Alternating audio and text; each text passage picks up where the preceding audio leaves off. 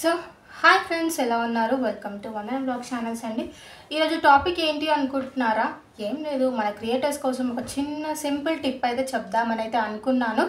So నేను నా channel కోసం యూజ్ చేసిన టిప్స్ అయితే మీతో షేర్ చేసుకోబోతున్నాను. సో అందరూ లాస్ట్ వరకు చూడండి.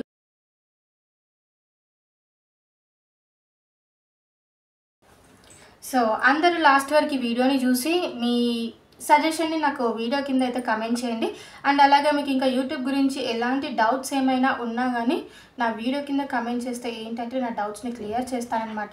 సో మనం యూట్యూబ్లో కొంచెం ఇప్పుడిప్పుడే అన్నీ నేర్చుకున్నాము. సో నేర్చుకున్నప్పుడు నేను ఒకదాన్ని బాగుపడితే బాగుంటుంది కదండి. సో అందుకని మీతో కూడా షేర్ చేసేసుకుందామని చెప్పి స్టార్ట్ చేశాను ఈ వీడియో అయితే. సో వీడియోలోకి అయితే వెళ్ళిపోదామా?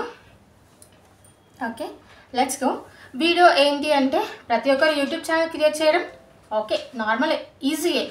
కానీ ఆ యూట్యూబ్ ఛానల్ని సక్సెస్ చేసుకోవడం అండ్ అలాగే వాచ్ టైం కంప్లీట్ చేసుకోవడం అండ్ అలాగే ఛానల్ని మానిటైజేషన్ ఎలా చేసుకోవాలి అనే దానిపైన ఈ టాపిక్ అయితే ఉందండి. సో లెట్స్ గో, టాపిక్లోకి వెళ్ళిపోదాం. సో మెయిన్ క్రియేటర్స్ అందరికీ ప్రాబ్లం ఏంటంటే వాచ్ టైం. 1 year లోపల వాచ్ టైం అయితే కంప్లీట్ అవ్వాలి. సో అది అయితే పక్కా.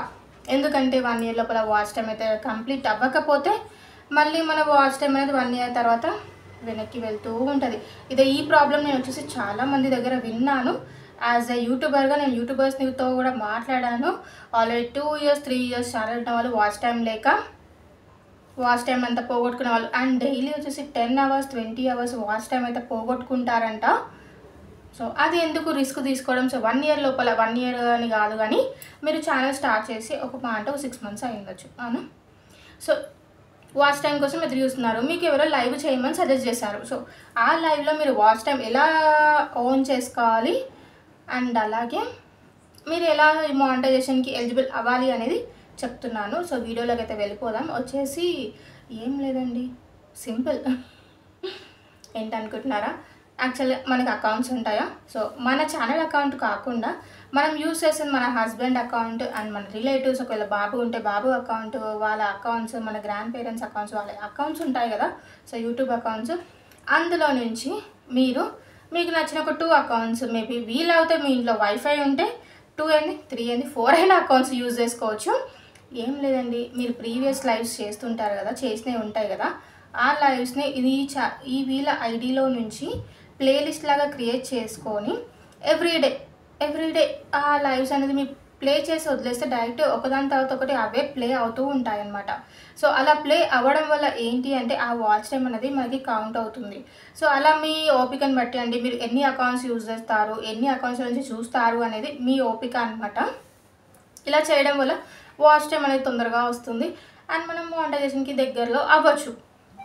నేనైతే 3 monthsలో అయితే యూజ్ చేశానండి. 3 monthsలో మన మానిటైజేషన్ అయితే కంప్లీట్ అయింది. సో నేను యూజ్ చేసిన టిప్ని మీకు చెప్తున్నాను అనమాట. అండ్ అలాగే ఇంకో ఆప్షన్ వచ్చేసి, మనం డైరెక్ట్ లైవ్ స్ట్రీమ్ చేస్తూ ఉంటాం కదా. సో ఆ లైవ్ స్ట్రీమ్ చేస్తున్నప్పుడు ఇప్పుడు చెప్పాను కదా అకౌంట్స్తో చూడాలని చెప్పి, ఆ అకౌంట్స్తోని అలాగే మీరు చూస్తూ ఉండాలండి. లైవ్ని చూస్తుండడం వల్ల ఆ లైవ్ చూసిన వాచ్ టైం వస్తుంది అండ్ అలాగే మనం మీ ప్లేలిస్ట్లో ప్లే చేసుకున్న వాచ్ టైం కూడా, ప్లే చేసిన వాచ్ టైం కూడా వస్తుంది అనమాట. సో ఇలా సింపుల్గా చేసుకోవడం వల్ల వాచ్ టైం అనేది చాలా ఈజీగా అరేంజ్ చేసుకోవచ్చు అండి.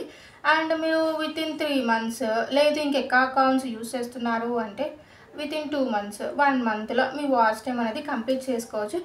అది డిపెండ్స్ ఆన్ మన మీద డిపెండ్ అయి ఉంటుంది, మనం ఎలా చూస్తున్నాం అనేది. సో నైట్ టైంలో ఏం చేయాలి? ప్లేలిస్ట్ ఆన్ చేసి పడుకున్నారు అంటే మార్నింగ్ మీరు లేచే వరకు ప్లేలిస్ట్ అనేది ప్లే అవుతూ ఉంటుంది. సో అలా క్రియేట్ చేసుకోవడం వల్ల ఏంటి అంటే, ప్రతి ఒక్క క్రియేటరు 1 yearలోనే మీ ఛానల్ని మానిటైజేషన్ అనేది చేసుకోవచ్చు అనమాట.